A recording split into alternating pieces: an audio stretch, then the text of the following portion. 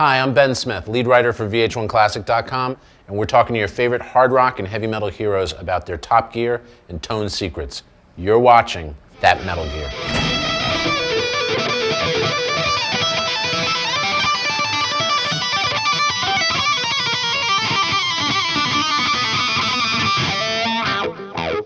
Today we're being joined by Richie Kotzen from the Winery Dogs. Richie, how are you doing today? Good, how are you? What was your first guitar that you owned? A Gibson Marauder. That's not bad. Yeah, I showed up to my lesson with something from a yard sale, and the teacher told my parents that it was unplayable and I needed a real guitar if I wanted to learn. And so that night we went to the local music store and I got a Marauder.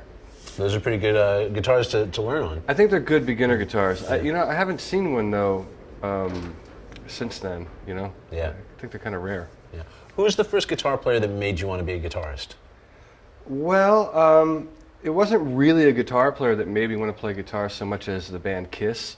And I remember I was 5 and I was taking piano lessons and I liked to play and improvise. And at some point I just kind of lost interest in the lesson aspect of things. And I remember seeing a poster of Kiss and I was very intrigued.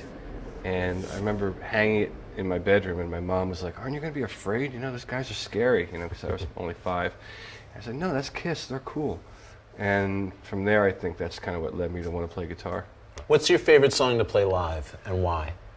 I have a couple that are favorites. One of my songs, "Doing What the Devil Says to Do," is one of my favorites just because of the lyric, and it's one of the certain songs as a singer,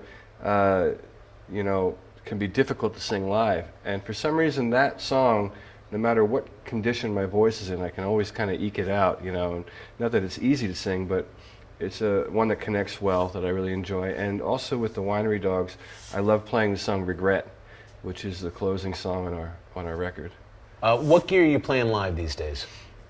I've been using my signature Fender. That's a Telecaster. Telecaster. There's a Strat as well, but I've been using the Telecaster consistently now for the last 10 years.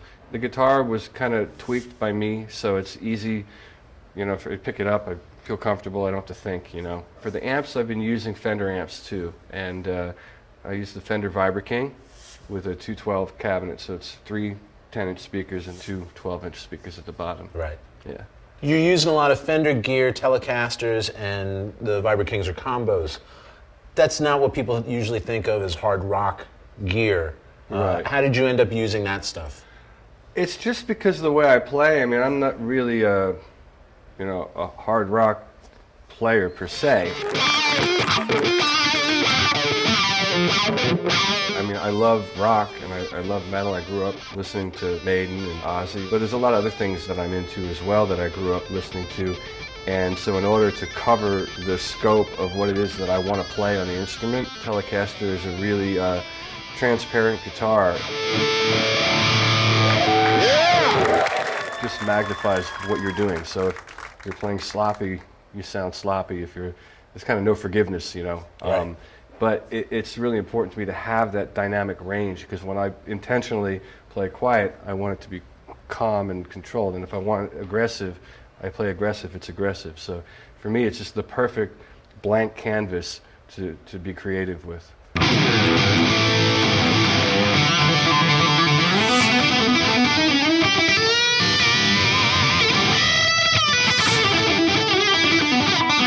Thanks so much for joining us today. Yeah, cool. And thank you for watching That Metal Gear.